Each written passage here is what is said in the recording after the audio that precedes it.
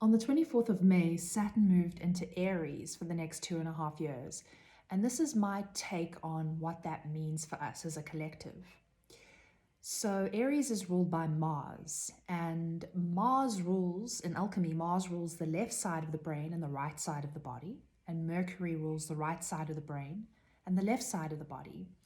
And alchemy is all about marrying these opposites, right? Masculine and feminine, or heart and mind, balancing out these polarities in the self so we come into a place of neutrality, non-attachment, peace, and this kind of juiciness, right? That to me is the path of alchemy.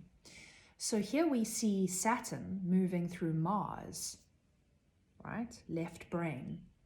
And Saturn to me is kind of this cosmic teacher, cosmic kung fu master, moving in these zodiacal spaces and cleaning up or equalizing or balancing out the energy of that planet. So Mars energy, and what does that mean when, Saturn's here balancing Mars? Mars energy is active. It takes action in the world. It moves from instinct. It moves out of passion.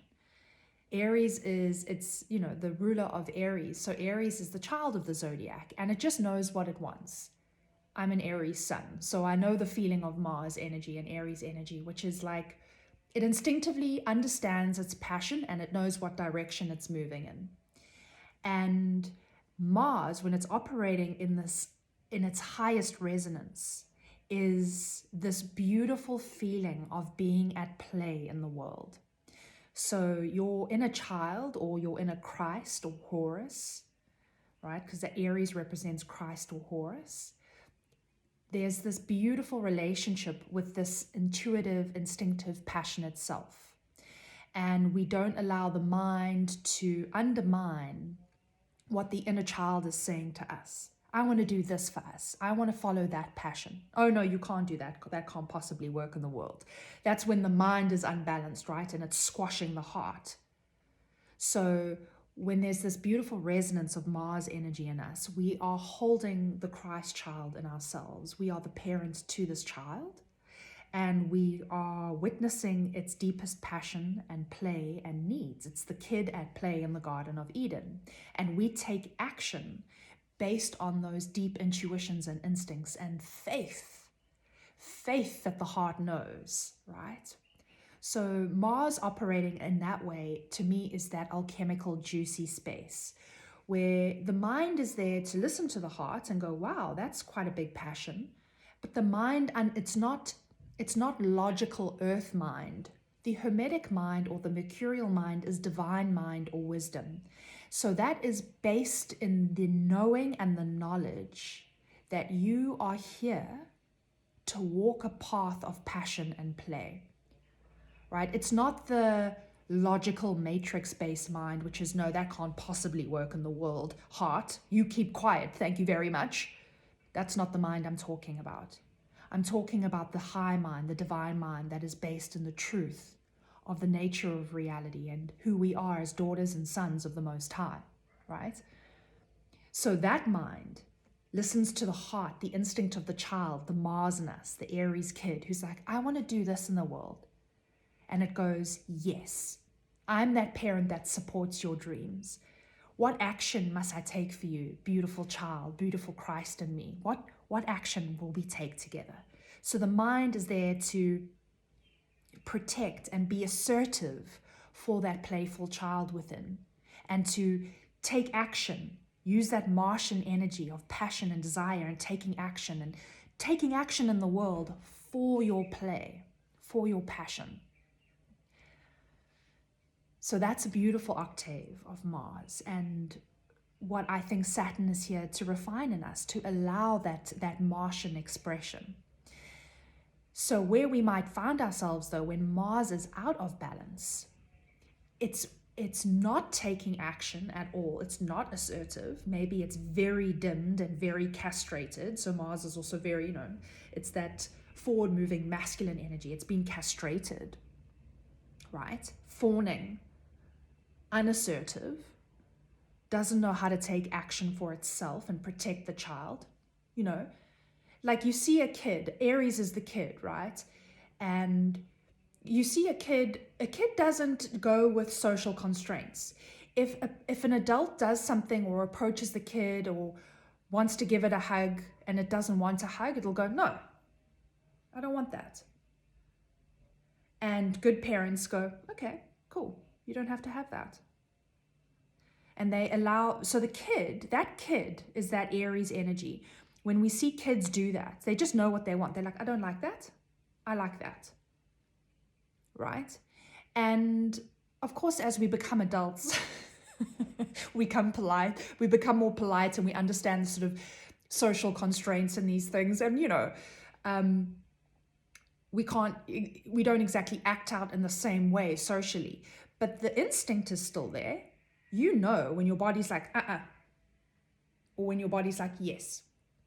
And so it's like allowing space for that instinctive kid within you to move and be assertive. So the castrated Mars is fawning, right? It's fawning for societal constraints, some dominating energy, somebody who wants something from you. It's just fawning for other people all the time. There's no assertion there. It's not asserting itself in the world. Okay, so that's one unbalance of Mars. But Mars can also have tipped into domination and reactivity.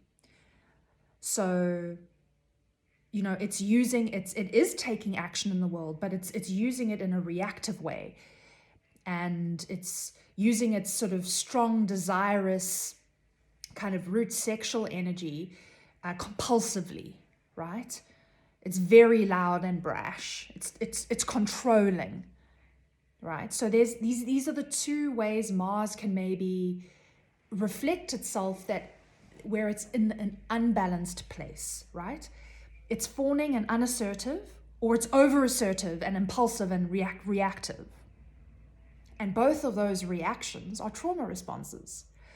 Both of those reactions come from childhood conditioning, because I think we're all aware at this stage that being born in Kali Yuga at this time in the Earth's great story that goes on for eons and eons is to literally be born into complex trauma. And the way we're conditioned has various effects on how we allow our energies and these planetary expressions to move in our bodies and express in our lives. So yeah, think about it. Maybe think about where your Mars is. Do you find yourself, do you assert easily? Do you protect yourself easily? Do you find yourself fawning? Do you find yourself maybe dominating a bit reactive? Right? Think about that. I've had a history of being very reactive. I don't like authority. I don't like it when people tell me what to do. So I will punch back very quickly. But since this energy has moved in, I found myself not doing that instinctively. I found myself just kind of feeling more neutral in that space and being like, oh, and not taking it on seriously and not reacting in that way. But maybe for other people who have a history of fawning, maybe this energy is making you assert yourself and say, no, excuse me, right? So Saturn is here to clear up Mars, to harmonize Mars so that it's resonating in its correct fashion, so that we can start moving and taking action for our genuine, heartfelt, childlike passions and play and expression, right? We are the Holy Mother to the Christ child, or the Holy Father to the Christ child. We listen to that heart and we take action for it. It knows what's best for us.